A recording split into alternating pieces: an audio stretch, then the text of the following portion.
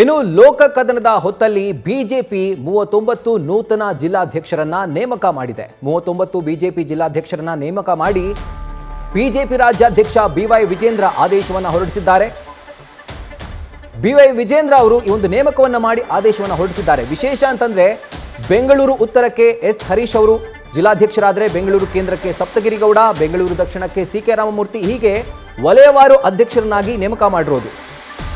39 ಜಿಲ್ಲೆಗಳಿಗೆ ಬಿಜೆಪಿ ಜಿಲ್ಲಾಧ್ಯಕ್ಷರನ್ನ ನೇಮಿಸಿ ಅಧಿಕೃತವಾಗಿ ಬಿವೈ ವಿಜೇಂದ್ರ ಬಿಜೆಪಿ ರಾಜ್ಯಾಧ್ಯಕ್ಷರು ಆದೇಶವನ್ನು ಹೊರಡಿಸಿದ್ದಾರೆ.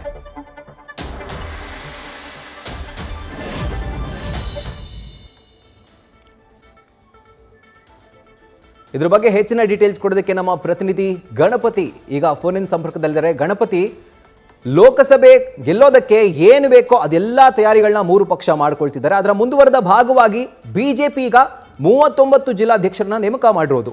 ಎಸ್ಪೆಷಲಿ ಬೆಂಗಳೂರು, ಮೈಸೂರು ಅಂತ ನಗರಕ್ಕೆ ವಲಯವಾರು ನೇಮಕ ಮಾಡಿರುವಂಥದ್ದು. ಹೆಚ್ಚಿನ ಡೀಟೇಲ್ಸ್ ಕೂಡ ಹಾಗಿದ್ರೆ ಯಾಕೋಸ್ಕರ ಅಥವಾ ಏನನ್ನ ಟಾರ್ಗೆಟ್ ಮಾಡಿ ಈ ರೀತಿಯಾಗಿ ವಲಯವಾರು ಜಿಲ್ಲಾಧ್ಯಕ್ಷರನ್ನ ನೇಮಕ ಮಾಡಿದ್ದಾರೆ? ರಾಹುಲ್, ಖಂಡಿತ ಹೊಸ ರಾಜ್ಯಾಧ್ಯಕ್ಷರ ನೇಮಕ ಆದ ಬಳಿಕ ಒಂದಷ್ಟು ಬದಲಾವಣೆಗಳು ರಾಜ್ಯ ಬಿಜೆಪಿಯಲ್ಲಿ ಆಗ್ಬೇಕಾಗಿತ್ತು. ಈ ನಿಟ್ಟಿನಲ್ಲಿ ಪದಾಧಿಕಾರಿಗಳ ನೇಮಕ ಆದ ಬಳಿಕ ಎಲ್ಲೋ ಒಂದ್ ಕಡೆ ಜಿಲ್ಲಾಧ್ಯಕ್ಷರ ನೇಮಕ ಕೂಡ ಆಗ್ಬೇಕಿತ್ತು. ಹೀಗಾಗಿ ಲೋಕಸಭಾ ಚುನಾವಣೆ ಹಿನ್ನೆಲೆಯಲ್ಲಿ ಒಂದಷ್ಟು ಯುವ ಮುಖ ಅಥವಾ ಹೊಸ ಮುಖಕ್ಕೆ ಅವಕಾಶ ಕೊಡುವ ನಿಟ್ಟಿನಲ್ಲಿ ವಿಜೇಂದ್ರ ಅವರು ನೂತನ ಜಿಲ್ಲಾಧ್ಯಕ್ಷರನ್ನ ಅಂದ್ರೆ ಬಿಜೆಪಿಯ ಸಂಘಟನಾತ್ಮಕ 39 ಜಿಲ್ಲೆಗಳ ಜಿಲ್ಲಾಧ್ಯಕ್ಷರ ನೇಮಕ ಆಗಿರುವಂತದ್ದು. ಜೊತೆಗೆ ಪ್ರಮುಖವಾಗಿ ನಾವು ಇಲ್ಲಿ ಗಮನಿಸಬೇಕಾದ್ರೆ ಸುಮಾರು 39 ಜಿಲ್ಲಾ ಅಧ್ಯಕ್ಷರ ನೇಮಕದಲ್ಲಿ ಕೇವಲ 30 ಜಿಲ್ಲೆಗಳಿಗೆ ಮಾತ್ರ ನೂತನ ಅಂದ್ರೆ ಹೊಸ ಮುಖಗಳಿಗೆ ಅವಕಾಶವನ್ನ ಕೊಡಲಾಗಿದೆ. ಇದರಲ್ಲಿ ಸುಮಾರು ಮಾಜಿ ಶಾಸಕರು ಕೂಡ ಒಳಗೊಂಡಂತೆ ಒಟ್ಟು 30 ಜಿಲ್ಲೆಗಳಿಗೆ ಜಿಲ್ಲಾಧ್ಯಕ್ಷರನ್ನಾಗಿ ನೇಮಕವನ್ನ ಮಾಡಿರುವಂತದ್ದು. ಉಳಿದಂತೆ 9 ಜಿಲ್ಲೆಗಳಲ್ಲಿ ಅಂದ್ರೆ ಸಂಘಟನಾತ್ಮಕ ಜಿಲ್ಲೆಗಳಲ್ಲಿ ಈಗಾಗಲೇ ಹಳೆ ಅಧ್ಯಕ್ಷರೇನಿದ್ರು ಅವರನ್ನೇ ಕೂಡ ಈಗಾಗಲೇ ಮುಂದುವರಿಸಿರುವಂತದ್ದು.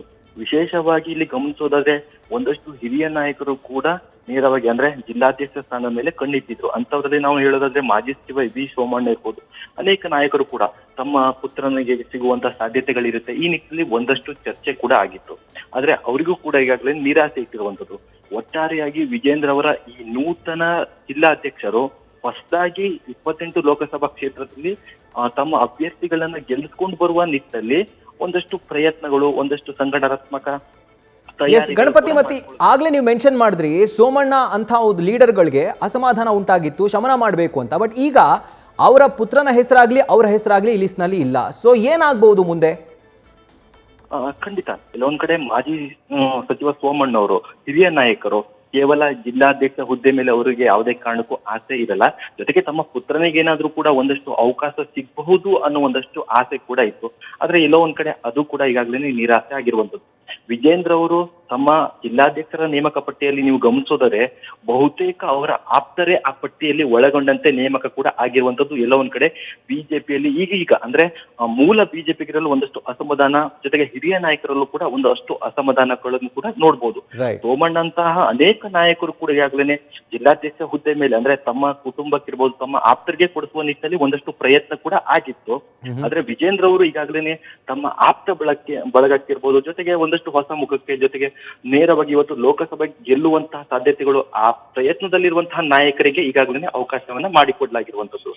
ರೈಟ್, ಥ್ಯಾಂಕ್ ಯು ಗಣಪತಿ ನಿಮ್ಮ ಡೀಟೇಲ್ಸ್ಗೆ. ನ್ಯೂಸ್ ಫಸ್ಟ್ ನಿರ್ಭೀತಿಯಿಂದ ನಿಮ್ಮ ಪರವಾಗಿ.